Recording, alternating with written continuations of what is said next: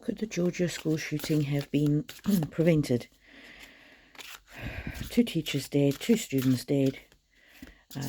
I don't know how many injured. Could it have been prevented? Could it have been prevented? The news reports are that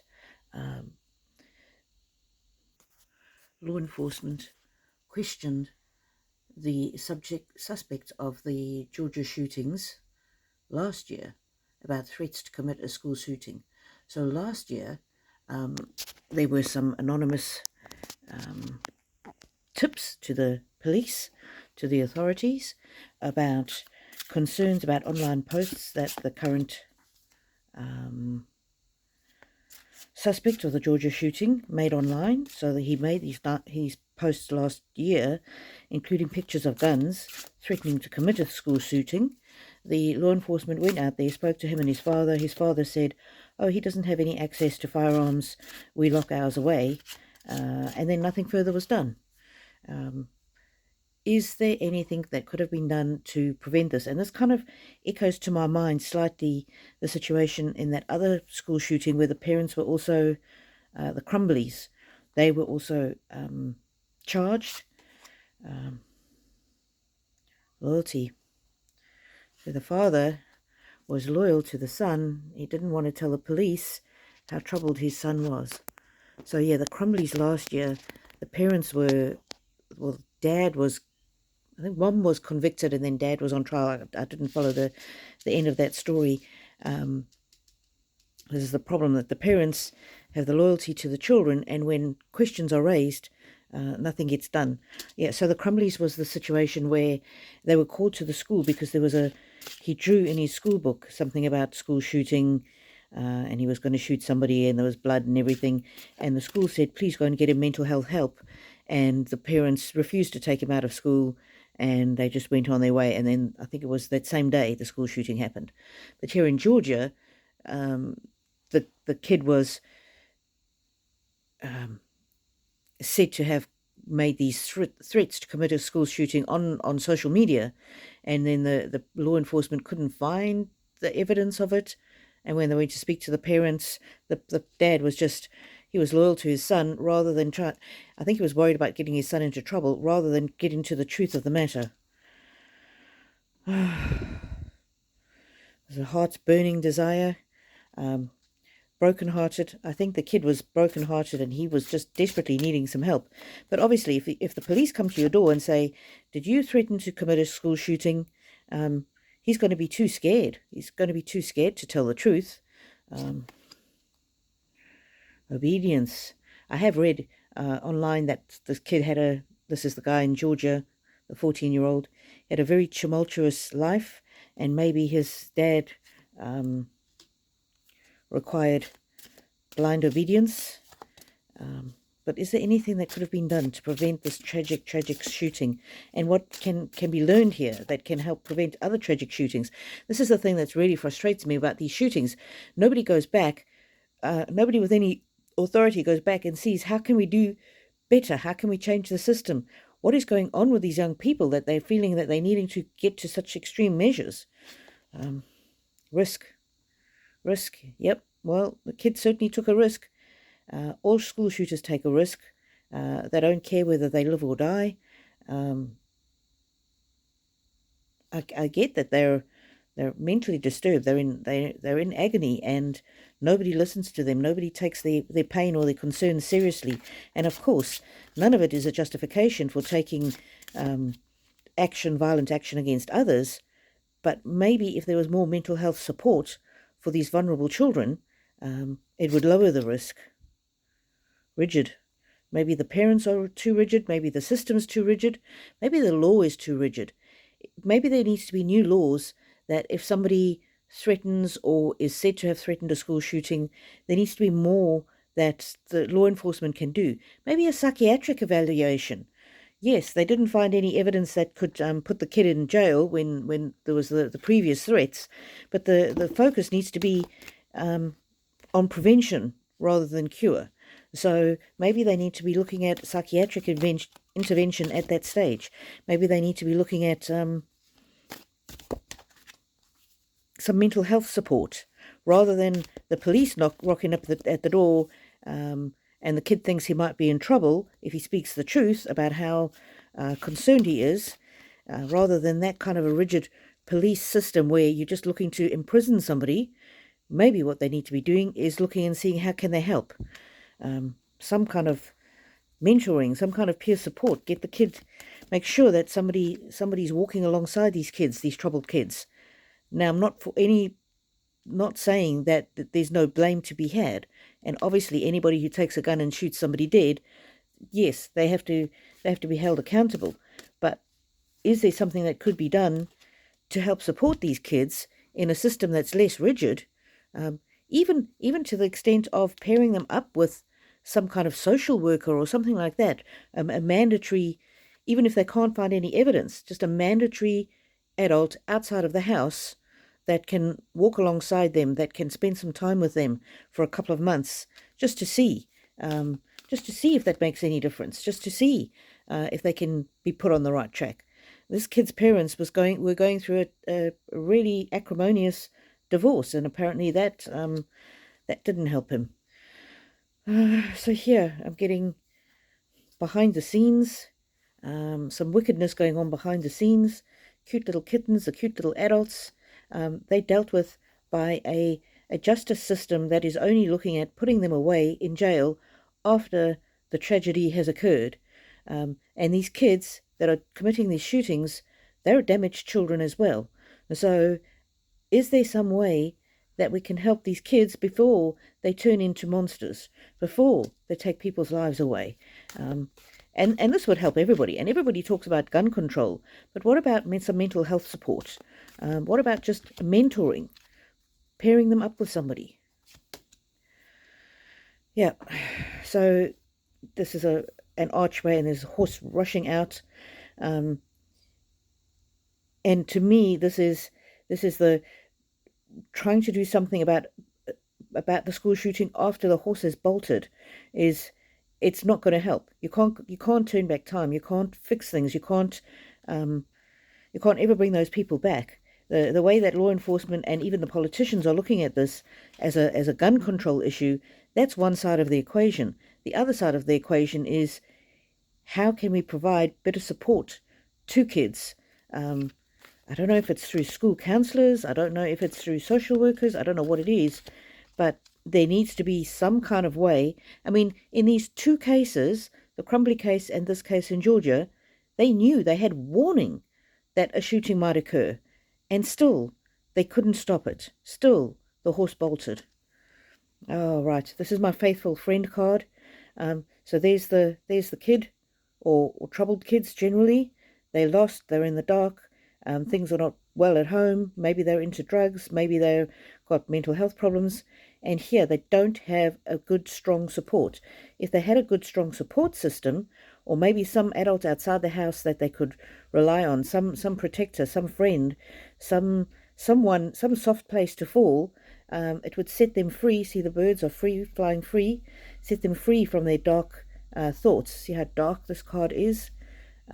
Just someone to stand with them, to let them know that, it's not all bleakness and there is hope in the world.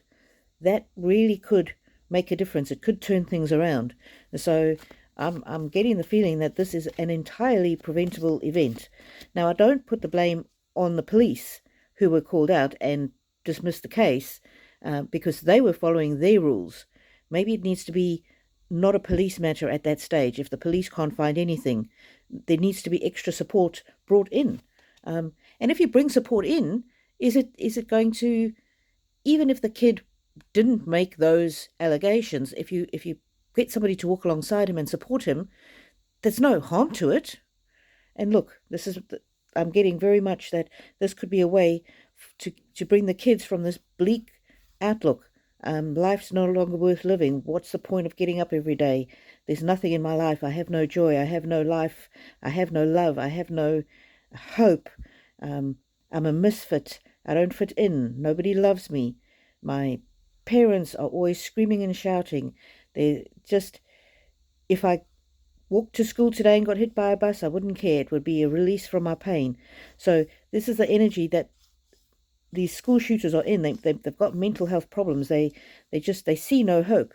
But having somebody to stand beside them and to walk with them can bring them hope, can show them that they do have potential. They do have potential for a bright future. They do have a potential to soar like this eagle. They do have potential to grow. They do have potential to have family, to have friends, to have somebody who gives a damn about them, to find an oasis. And so I'm getting that, yes, everybody talks about gun control, and that is one part of the equation, but that's not all of the equation, because kids will find a way to harm themselves or to harm others if they're really determined. The real issue comes here is helping the kids see that life can be bright even when you're in a difficult situation. And the problem is that the parents are often not modeling persistence and resilience for these kids. And I'm not blaming the parents, although sometimes the parents do have some hand to play in it. But that saying that it takes a village to raise a child, and here's your village, here's all the different people, the plenty, the harvest. Just sometimes being around people who are kind, who are nice, who are normal, who are ordinary, who take responsibility, that kind of thing. Maybe mandate them going into some kind of a group, a club, something, can help them see there's more to life. Ooh, power.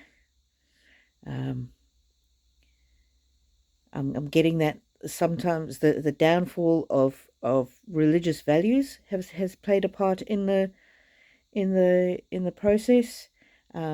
Worshipping Kids are now worshipping what they see online, the glorification of violence, the glorification of others who've committed similar acts, the glorification of being famous, in inverted commas.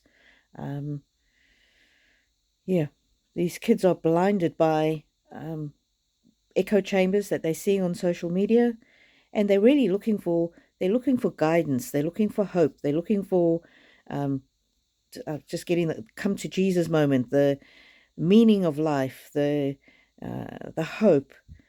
So these kids are dry and barren, and they're just looking for something and someone that they can count on. And the underlying energy is, how do you protect all of the children? How do you protect there's a big icy freeze going on at school. How do you protect them from that fear? How do you stand between the danger and the kids, or the kids and the danger?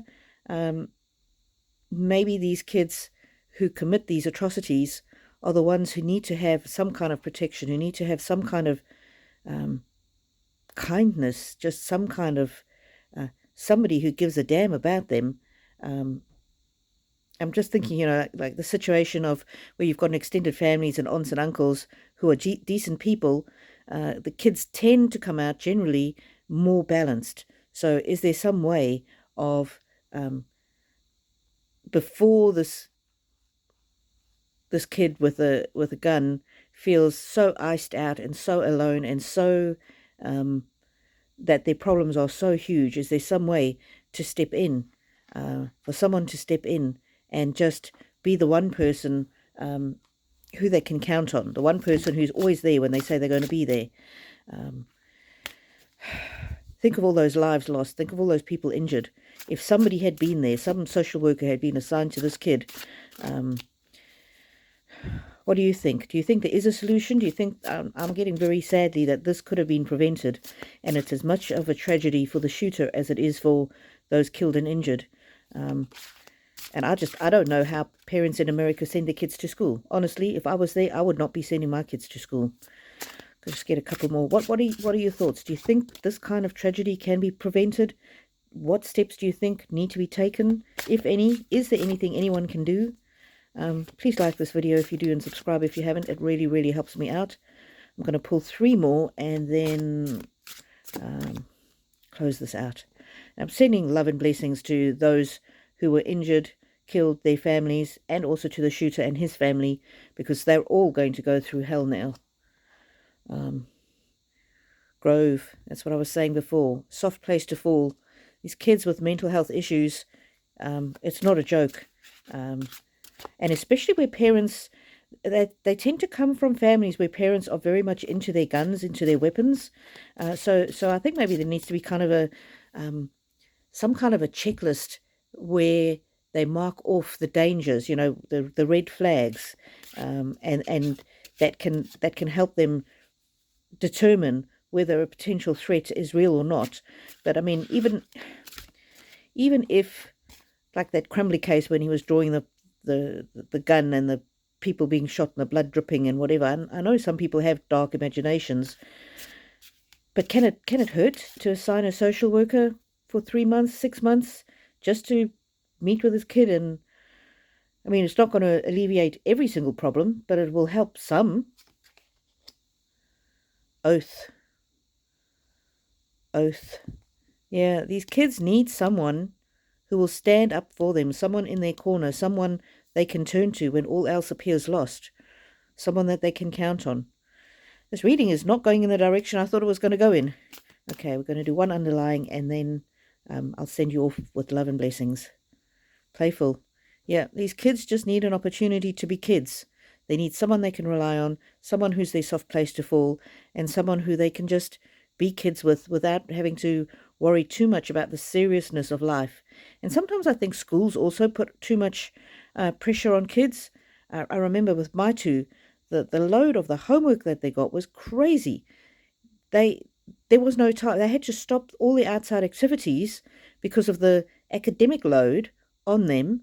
And so it makes it difficult for them to grow up, because both of them have got disabilities, makes it difficult for them to grow up as well-rounded individuals. Now, I know some kids can, be in the soccer team and excel academically, but the unnecessary pressure put on the kids from school is just crazy. There needs to be, I think, more time for kids to be able to be sociable, to be able to do group fun things. Just give them a little bit of space in their schedule so that they can develop hobbies and develop as normal human beings that are well balanced. I mean, I don't ever remember such a huge time pressure on me when I was a kid at school. Anyway, sending love and blessings. This is a very, very sad situation, and I think there are things that can be done. And politicians need to step up.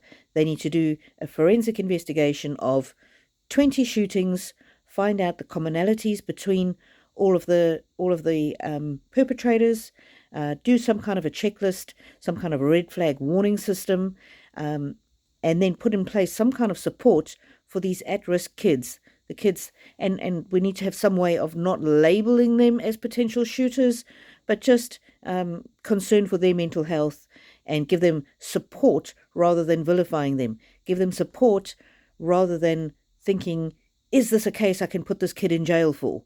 And then, it comes back to that loyalty of the parent, some kind of a system where the parent will be open to receiving assistance for their child, and they'll see that getting this type of assistance for their child is loyalty, rather than saying, no, there's nothing wrong with my child.